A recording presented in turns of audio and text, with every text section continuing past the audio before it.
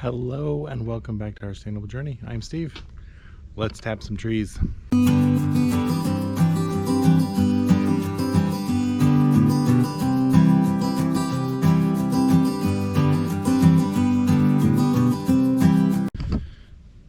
This is what you're gonna need. Okay, a drill for drilling into the trees.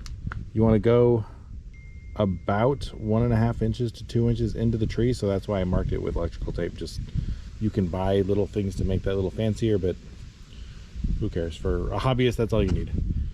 A hammer and a mallet. The hammer is in case it doesn't go into the tree as easily with a mallet.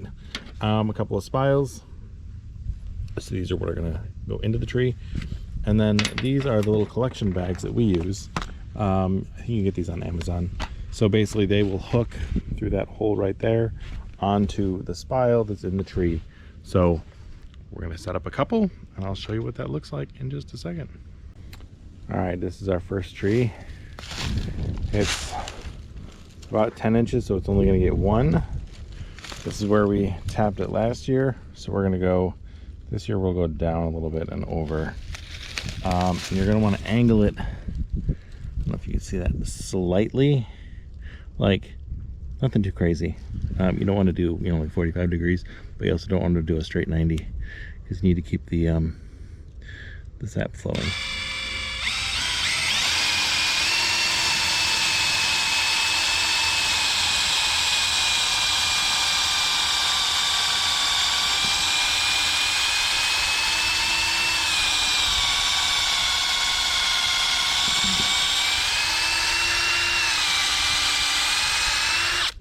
See, it's already quite juicy. So we will take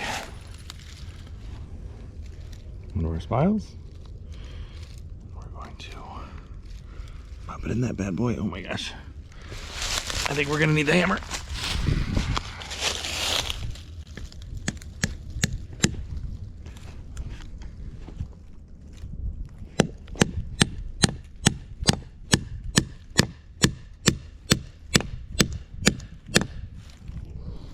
Okay, just like that.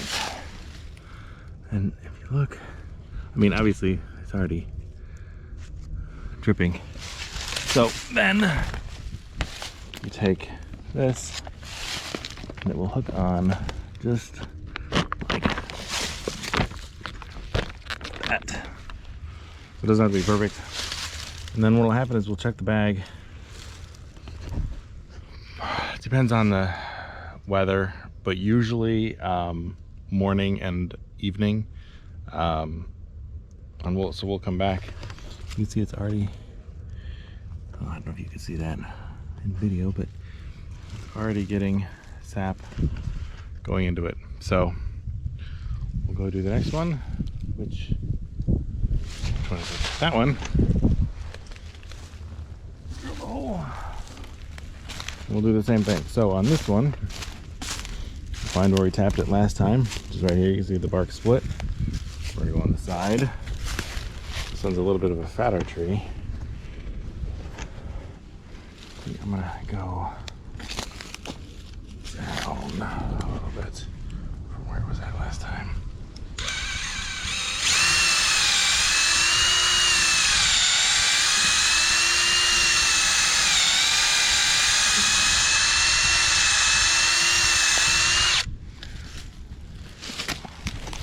They are ready to release the sap.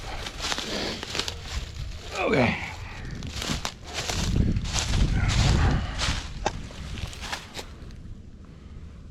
Grab the spile.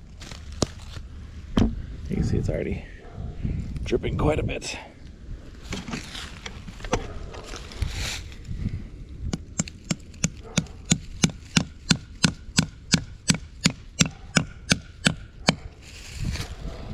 Okay, there we go. We'll hook our bag up.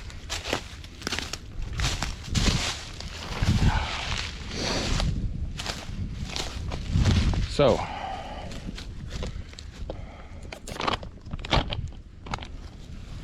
actually I might do that the other way. Do it this way.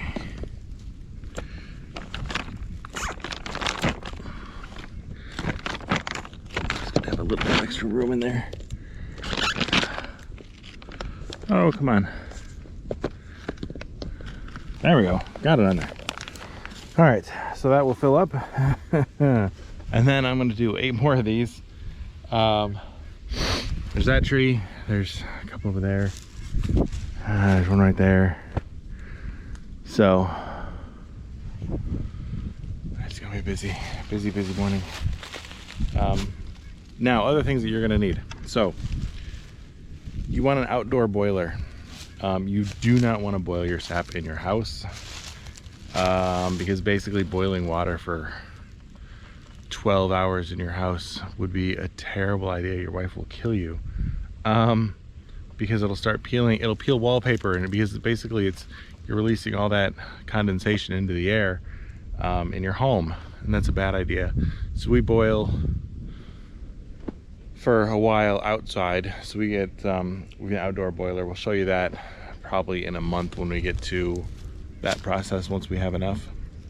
The other thing we have, food grade buckets. So we have 5-gallon buckets with lids on them.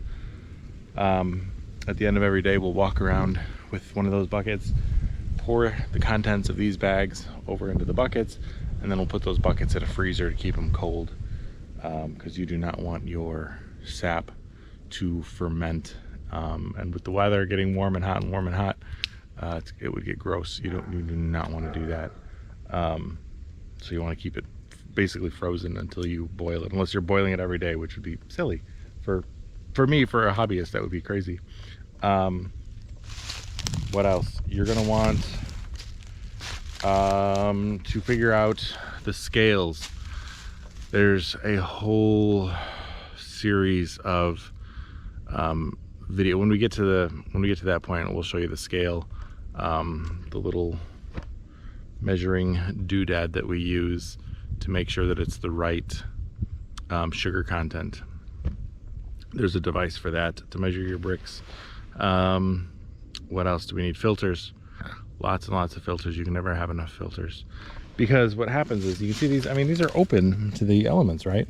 So little bugs will crawl in there. We'll get ants, we'll get moths that like the sugar water, and so you're going to be filtering all those out. So we filter it before we boil it, we filter it after we boil it, and then we do one final filter after we've completely boiled it, just because I don't want to be eating bug parts with my pancakes. So that should be everything that you'll need. It's starting to go, it's starting to fill up. And some of these we'll have to check multiple times a day, because they fill up so fast. So let's see it filling up over here on the side. So in a matter of minutes, we're already collecting sap. Pretty cool. So we'll check back in a day or two. Obviously, I'm not gonna wait to post. I'll post a video with an update, and it'll be like that. All right, so it's been 4 hours, 5 hours since we put the taps in there. See how much we're already getting. So is that like a quart? This one probably has about the same. A quart. That one looks like it has a quart. Those two, each of those bags has a quart. This one over here has a quart, roughly.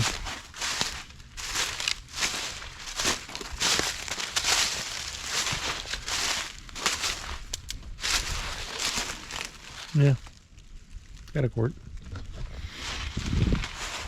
Not bad for a couple hours. So it's going to slow down overnight. They're going to freeze. The bags sometimes freeze, so it's kind of a pain to pour it out in the morning into the buckets. But so if we got 10 of these things, 4 quarts, that's 2.5 gallons in a couple of hours. I mean, that'll produce, you know, like 4 ounces of syrup, probably less than that once it's boiled down. This is why you need a ton. This is why the guys that do it commercially run osmosis lines, essentially. So they'll have lines running all through their woods, pipes and whatnot, to a main vat, essentially. And then they'll use osmosis to get as much of the actual syrup out, so they don't have to boil nearly as much as we do. It's kind of a cool process, but we will never be there, nor do I want to be. But bags are getting full. Kind of neat. I recommend doing this if you have the trees, if you have the time, if you have a way of boiling it outside, and do it. Ooh, slippery. It is absolutely worth it. All right, we'll see y'all next time. Take care.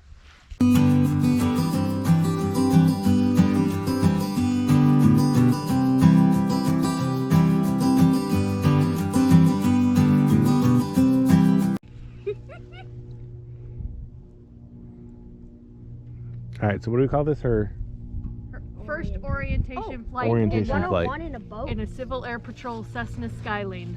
Well, Genny's in the boat right now, so that must not be her. See? Oh, no. I was hoping they would show her in a plane. Now she's walking at 80 miles an hour? There. She's just sitting there. She's not going anywhere. Are we sure that's them? No, I'm sure of nothing. Well, she's not moving. Oh, they are! Where? Straight up. Now I see him. Come on, Joe, you gotta wave.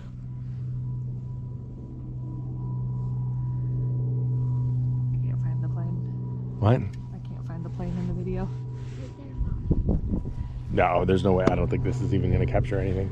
No, really not.